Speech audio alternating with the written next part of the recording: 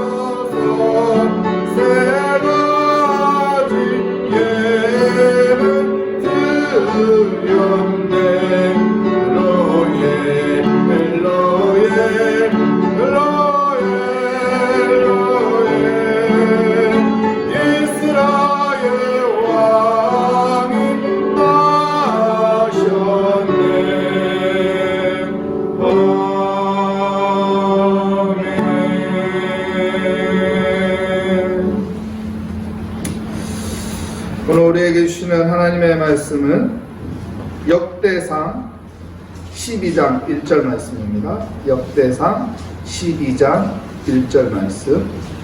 제 성경으로 구약성경 629면에 있는 역대상 12장 1절 말씀 우리 한 목소리로 맞추어서 읽도록 하겠습니다.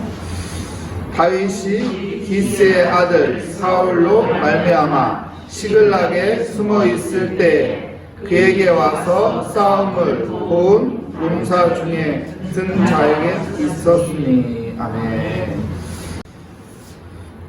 오늘 말씀의 제목은 최고의 값을 매깁시다 라는 제목으로 하나님의 말씀을 증거하겠습니다. 최고의 값을 매깁시다.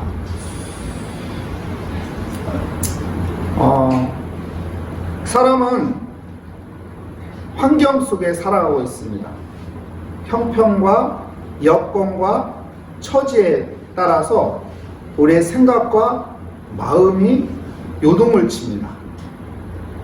그래서 어떤 환경이나 형편이나 처지나 여건 조건에 의해서 때로는 그것이 기준이 되고 그 기준으로 나 자신을 평가하는 경우가 많이 있습니다. 형편이 안 좋다고, 또한 내가 가진 것이 없다고, 내가 부족하다고 해서 나 자신을 값을 매기는데 헐값으로 매기는 경우가 많이 있습니다. 형편이 안 좋다고, 내가 가진 것이 없다고, 내가 능력이 없다고 해서 내 값이 헐값으로 매겨진다면은 내 존재는 비참한 거죠. 그렇죠? 그러면 금수저로 태어난, 요즘은 다이아몬드 수저도 있던데, 다이아몬드 수저로 태어난 사람들은 값이 최고의 값을 매겨야 하는 거고, 그냥 흙수저로 태어났다면은 그러면 그 사람의 인생은 헐값으로 매겨지는 건가요? 그렇지는 않습니다. 환경이 나의 값을 매기는 게 아니에요. 처지 형편이 나의 값을 매기는 게 아니에요. 나의 값은 내가 매기는 거예요. 내가. 환경이 안 좋아도요, 처지가 안 좋아도요, 형편이 안 좋아도요, 나의 존재 가치를 귀하게 여기면, 내 가치를 귀하게 여기면은 내 값은 헐값이 아니라 최고의 값으로 매길 수가 있는 것입니다. 여러분, 믿음의 사람들은 우리의 값을 어떻게 매겨야 할까요? 최고의 값으로 매겨야 하는 것입니다. 나는 최고의 사람이다. 왜요? 하나님께서 어떻게 하셨죠? 우리를 천하보다 소중히 여기시고, 예수님은 십자가에 못 박히기까지 예수 그리스도의 피값으로 우리를 사신 최고의 값이 바로 우리 자신입니다. 그렇기 때문에 나 자신을 최고의 값으로 매겨야 하는 것입니다.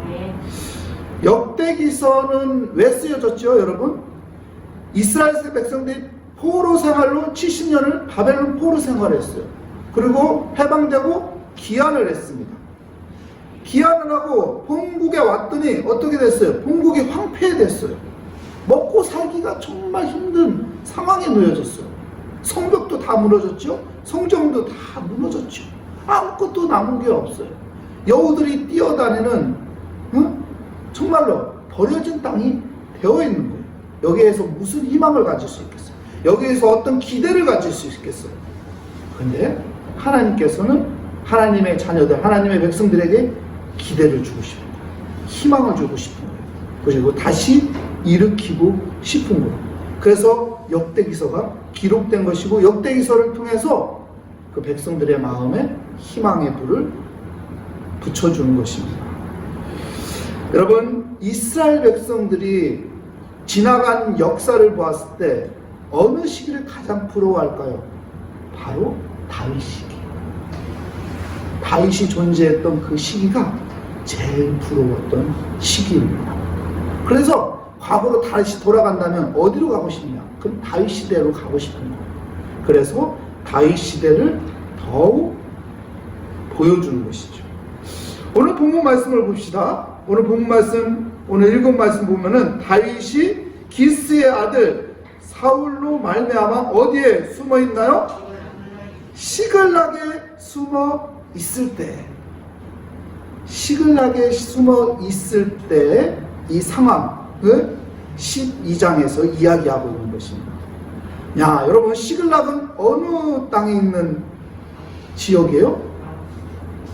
네? 이스라엘이 아니고 블레셋 땅에 있는 지역, 시글락입니다. 다윗이 블레셋의 땅에 두 번이나, 블레셋 나라에 두 번이나 숨은 적이 있습니다. 사울 왕에게 쫓기고 도망칠 곳이 없으니까 결국 자기 나라의 적인 블레셋 나라에 숨었어요. 처음에는 들어가서 살기 위해서 어떡하나? 미친 척 했어요. 나 미친 놈입니다. 나 보잘것없는 놈입니다. 그래서 관심 못 갖게 했죠. 그 두 번째 시별락에 숨는 것이죠. 두 번째 블레셋 땅에 들어갔습니다. 그때는 어떻게 합니까? 내가 어떤 존재라고요? 나 기순자입니다. 이제 저 나라 버리고 여기로 왔습니다. 그래서요, 아기스 왕이 어떡하나요? 시험해보니까 맞아. 그래서 야, 내가 너 신뢰한다. 너 행동을 보니까, 네 태도를 보니까 정말 기순자가 왔구나. 그래서 시글락 땅에서 머물러 살도록 허락을 해줍니다. 여러분, 다윗의 마음이 어떨까요? 다윗의 마음이 어떨까요? 도망자의 마음, 갈 곳 없어서 적의 나라 블레셋 땅에 숨어야 하는 그 처지, 그리고 아기스 왕에게 무릎을 꿇을 수밖에 없는 자기의 존재. 다윗의 마음이 어떨까요? 다윗의 상황, 형편이 어떤가요?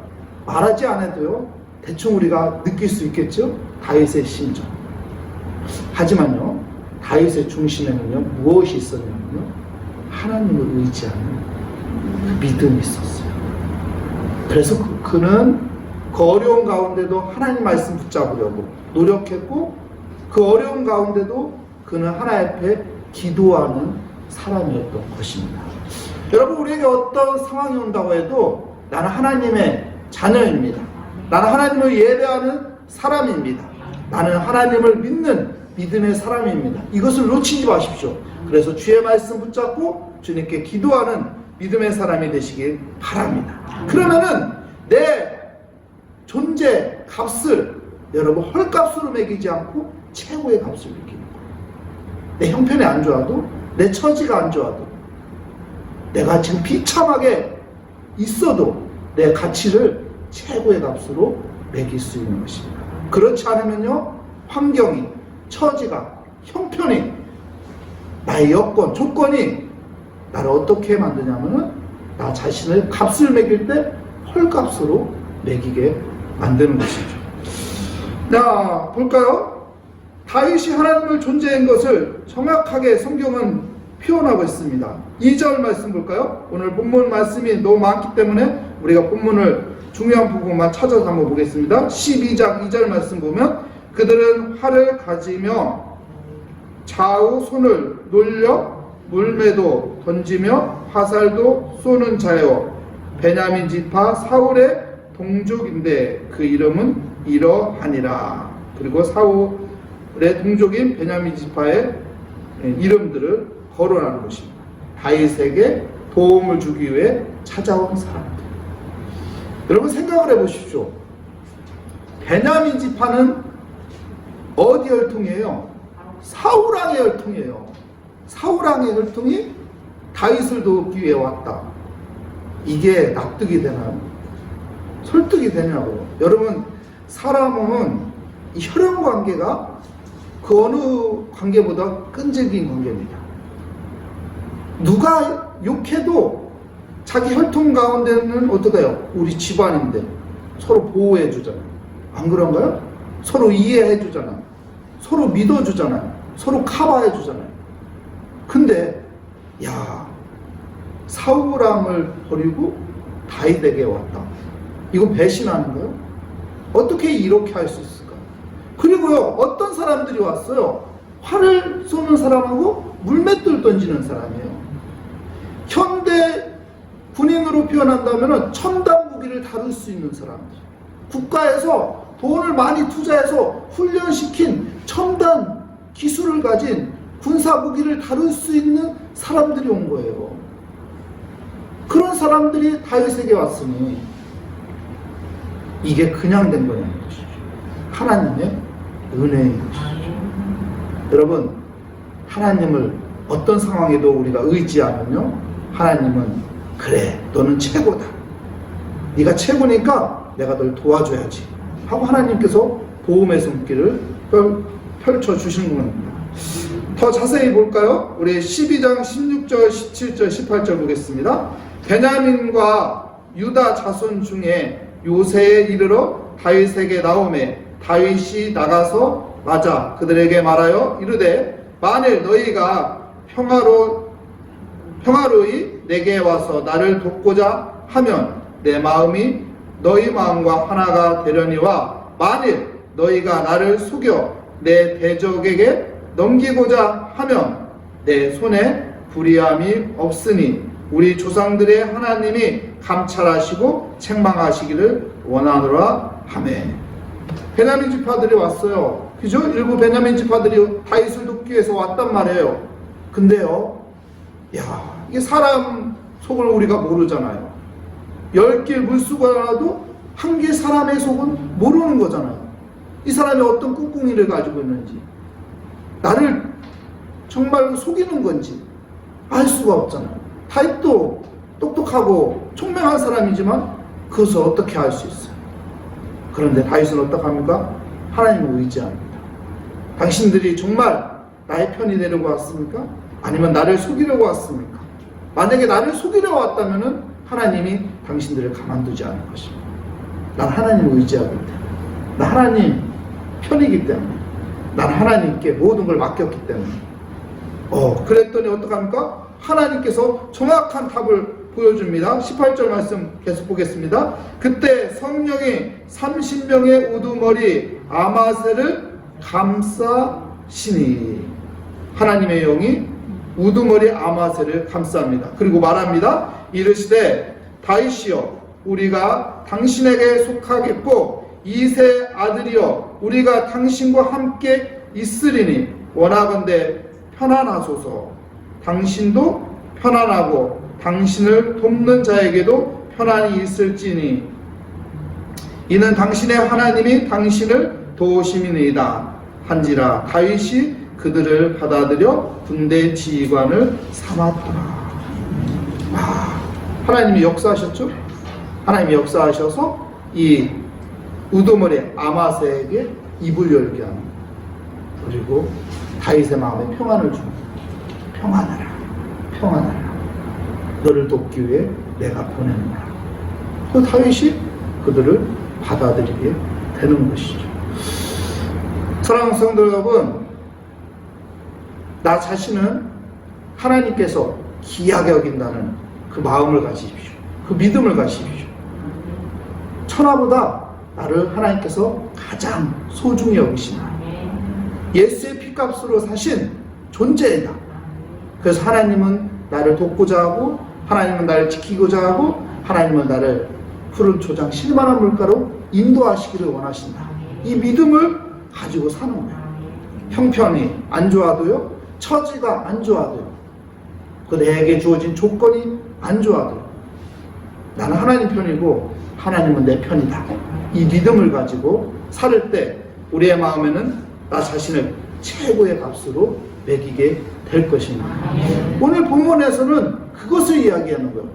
니네가 지금 이스라엘 땅에 돌아왔는데 황폐해졌다, 형편이 안 좋다, 처지가 안 좋다, 야 너희들에게 주어진 조건이 정말 완전 바닥이다.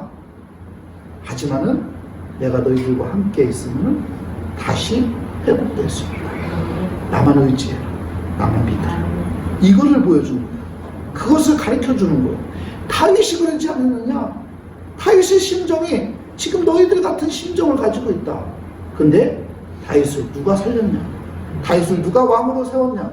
다윗의 존재 가치를 누가 그렇게 귀한 존재로 만들어줬느냐? 바로 하나님. 하나님 의지하면은 최고의 값을 매기게 된다는 것을 가르쳐주는 것이죠. 15절 말씀도 보면요, 14절 15절 말씀에도 보면은 봅시다. 이 갓 자손이 군대 지휘관이 되어 그 작은 자는 백부장이요 그 큰 자는 천부장이니 정월의 요단강 물이 모든 언덕에 넘칠 때 이 무리가 강물을 건너서 골짜기에 있는 모든 자에게 동서로 도망하게 하였더라. 무슨 말이냐면요, 갓지파가 요단 동편에 살고 있었어요. 근데요, 블레셋 땅은 요단 서편에 있어요. 그렇죠? 근데 요단 동편에 있는 갓 지파가 어떻게 해요? 그 일부가 다윗을 돕기 위해서 요단이 지금 넘칠거리는데, 물이 넘칠거려서 사람들이 건너가기 어려운데도 불구하고 우리는 다윗을 도와야 한다. 목숨 걸고 요단을 건너서 갔다는 거예요.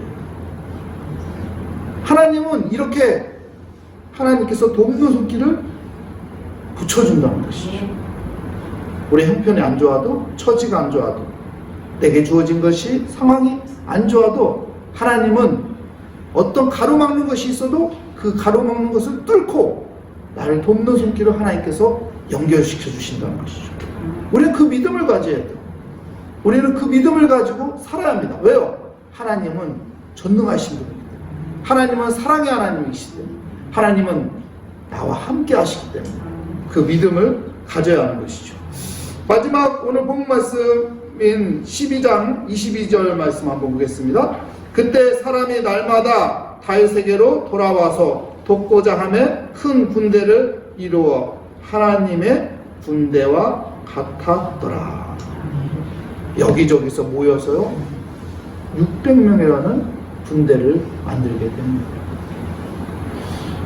이것이 다 하나님의 은혜인 것이죠. 이 이야기를 왜 이스라엘 백성들에게 이야기하느냐? 나 자신을 값을 매길 때 헐값으로 매기지 마라.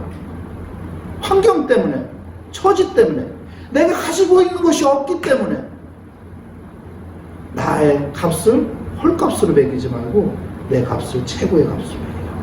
왜요? 하나님은 천하보다 나를 소중히 여기기 때문에 오늘도 내 값을, 최고의 값을 매기며 살아가는 은혜의 삶이 되시기를 축복합니다. 기도하겠습니다. 하나님 감사합니다. 오늘도 주 앞에 나왔습니다. 하나님을 우리를 보배로 여기시며 우리 자신이 나 자신을 최고의 값으로 매기시기 원하신 하나님, 우리에게 주어진 상황과 형편과 처지와 여건들이 때로는 나를 힘들게 만들고 절망으로 밀어넣고 자신을 헐값으로 매기게 만드는 유혹들이 있습니다. 하나님, 이 유혹과 시험을 물리치고 하나님의 천하보다 나를 소중히 여기신다는 그 믿음 가운데 최고의 값으로 매기며 살아가는 지혜를 갖게 하여 주시옵소서. 믿음을 갖게 하여 주시옵소서.